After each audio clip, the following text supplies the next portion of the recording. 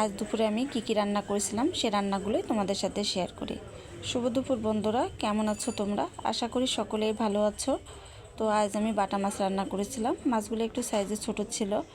তো মাছগুলো আমি এখন ভেজে নিচ্ছি উল্টে পাল্টে। মাছগুলো আমার ভাজা হয়ে গেছে। এখন আমি মাছগুলো তুলে নিচ্ছি। এভাবে আমি বাকি মাছগুলো ভেজে নেব।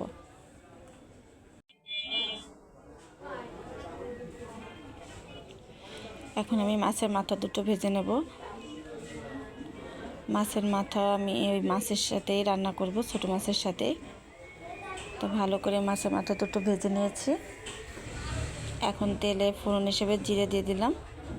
আজ আমি সর্ষে বেটে মাছ রান্না করব, তার জন্য এখানে আমি মরিচ, সরিষা আর অল্প করে জিরা, হাফ চামচ মতো জিরা একসাথে বেটে নিয়েছি। মশলাটা আমার কষানো হয়ে গেছে। এখন আমি মাছগুলো দিয়ে মশলার সাথে ভালো করে মিশিয়ে নিচ্ছি।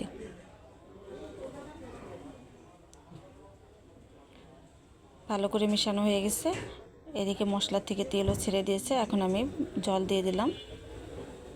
সরষে বাটার মাছে বেশি ঝোল হয় না, এই জন্য অল্প করে ঝোলটা দিয়েছি। আমার বড় ছেলে মাছের মাথা খুব পছন্দ করে, তার দেখা দেখি এখন ছোট ছেলেও মাছের মাথা খাওয়ার জন্য আবদার করে। তো এদিকে আমার মাছটা রান্না হয়ে গেছে, আমি এখন পাত্রে ঢেলে নিয়েছি। এখন আমি কুমড়ো ভাজবো, তার জন্য তেলে কুমড়ো দিয়ে দিলাম।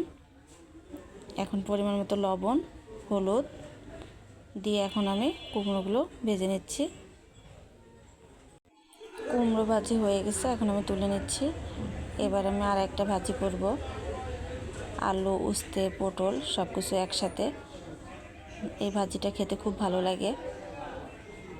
তো আমি লবণ, হলুদ দিয়ে দিলাম।